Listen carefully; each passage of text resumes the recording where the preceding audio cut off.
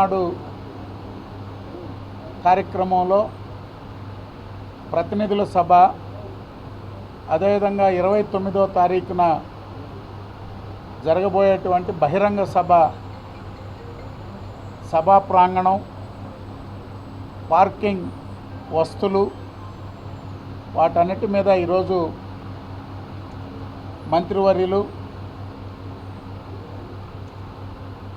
సభా ప్రాంగణం అదేవిధంగా పార్కింగ్ సంబంధించి ఏ విధమైనటువంటి ఏర్పాట్లు చేయాలనేటువంటి ఆ స్థల పరిశీలన, అదేవిధంగా డిపార్ట్మెంట్ ద్వారా సుమారు ఆ రోజు 6,000కు పైగా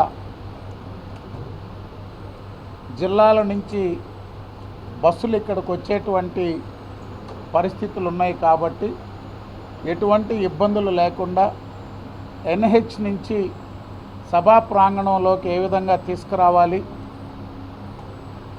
డిపార్ట్మెంటు, పార్టీ కమిటీలు అందరూ ఒక సమన్వయంతో ఎలా పనిచేయాలనేది ఇప్పటి వరకు కూడా వారంతా పర్యవేక్షించి డిపార్ట్మెంట్ వారితో కూడా మాట్లాడడం జరిగింది. 13వ తారీఖున జరగబోయేటువంటి మహానాడు కమిటీల ప్రతినిధుల సమావేశంలో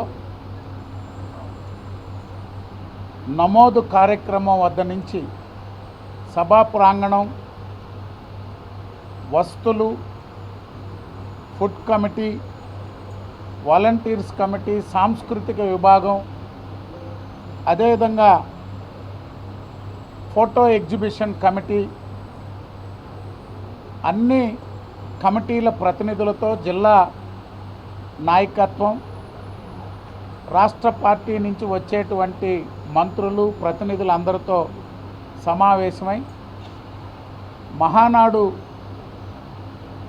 ఏ విధంగా విజయవంతంగా నిర్వహించాలనేటువంటి దానికి ముందుగా మంత్రివర్యులు నారాయణ గారు, స్థానిక శాసనసభ్యులు, పోలిట్ బ్యూరో సభ్యులు పెద్దలు వేమిరెడ్డి ప్రశాంత్ రెడ్డి గారు, ప్రాంగణం ఇన్ఛార్జి సత్యనారాయణ రాజు గారు అందరూ కలిసి ఈరోజు అన్నీ కూడా తిరిగి ఒక ఆలోచన చేయడం జరిగింది.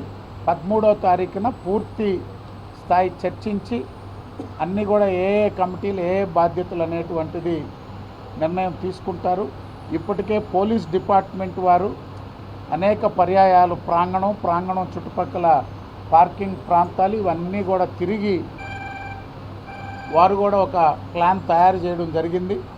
మంత్రివర్యులు నారాయణ గారు ఏ కార్యక్రమం జరిగినా ట్రాన్స్పోర్టు, జన సమీకరణ, ట్రాఫిక్ ఆటంకాలు ఎటువంటి లేకుండా వైజాగ్లో మోడీ గారి యోగా డే కార్యక్రమం జరిగిన,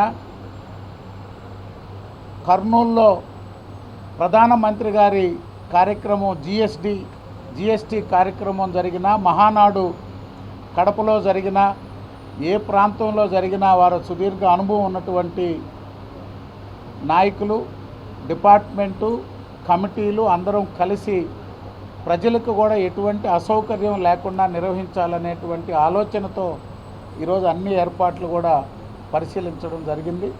మేము ఒకటే మీడియా ద్వారా కోరుతున్నాం, నెల్లూరు జిల్లాలో మొట్టమొదటిసారి పార్టీ అవకాశం కల్పించింది, మహానాడు నిర్వహించే అవకాశం.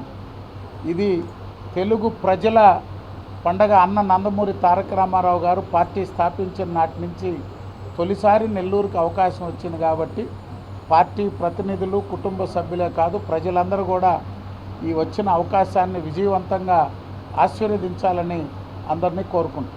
నారాయణ మాతృసేవా పథకం అమ్మతనానికి కమ్మనైన పథకం. సుమారు 1500 విలువ గల నారాయణ బేబీ హెల్త్ కిట్ ఉచితం. అవుట్ పేషెంట్స్ కు ప్రతి నెల డాక్టర్ ఫీజు ఉచితం. అల్ట్రాసౌండ్ స్కానింగ్ ఉచితం. గర్భిణీ స్త్రీలు కాన్పు కోసం కానీ ఇతర అవసరమై హాస్పిటల్లో చేరినప్పుడు బెడ్ ఛార్జీలు ఉచితం. ప్రాథమిక వైద్య పరీక్షలు ఉచితం. మందులు ఉచితం. బ్లడ్ బ్యాంక్ నందు అవసరమైన వారికి రక్తం ఉచితం. 5 నుండి 9 నెలల గర్భిణీలకు ప్రతి నెల చెకప్ సమయంలో ఉచిత డ్రై ఫ్రూట్ బాక్స్ మరియు వేరుశెనగ చిక్కీలు ఉచితంగా ఇవ్వబడును. బిడ్డ పోషణ నిమిత్తం తల్లికి 3,000 రూపాయల నగదు అందించబడును. కాన్పు కోసం అంబులెన్స్ ఉచిత పికప్ సదుపాయం కలదు. నెల్లూరు నగర పరిధిలో నారాయణ మాతృసేవా పథకం, నెల్లూరు.